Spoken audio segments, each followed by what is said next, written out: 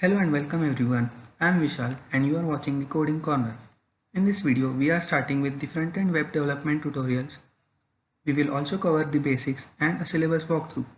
Please do watch this video till the end to get a better understanding of this topic. Alright, let's get started.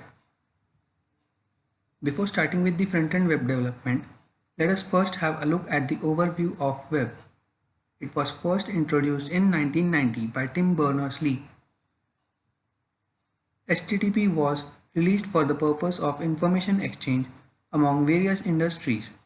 While accessing different websites, say Google, Facebook or Instagram, you might come across the terms HTTP or www. For example, http://www.google.com.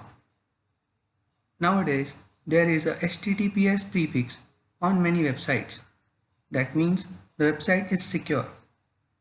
HTTPS was introduced so as to help secure transactions, personal data, and any user's privacy. In the period between 1992 to 1995, the web gained a huge popularity in the market. Huge tech giants like Google, Amazon, Yahoo were established. During the initial phases of web, Google Chrome, Mozilla Firefox, Internet Explorer, and many more browsers were released. Now a quick note, the basic work of any browser is to convert the markup, for example HTML, into human readable text. In the period 1999 to 2001, various companies established themselves as e-business with .com, .org, .edu and much more. 2002 to present is reality. Web has seen so much growth since then. Online business, social media, auction websites, digital marketing, and many more have been released. The future is yet to come. Now, why web development? It has always been an evergreen field since it was first released. As you can see in the image up here, JavaScript and HTML CSS, which are a part of web development, have shown a significant growth of up to 70% in the past few years. And it is really a good paying job. You can easily get anywhere between $75,000 to $160,000 per annum, depending on your skills and experience. Coming to the complexity, it is very easy to learn. It just requires basic practice on a regular basis. Don't worry, we'll cover interesting exercises to get you pumped up. There are no prerequisites for this particular tutorial. It does not require you to have any prior programming knowledge. You can start just right away. Now, if you are already an intermediate or advanced web developer, you can just use this content for your revision, and if you think any topic is not covered in this video, we welcome your suggestions. Alright, now the main focus of this video. What is front-end web development? In simple terms, it is the process of developing the user interface for a website, and a good user interface is very important for any e-business. In this process, the developer improves the look of a website, adds animations to make it more attractive, makes the website responsive so as to make sure that it scales properly on various device sizes. It also helps to increase user interaction.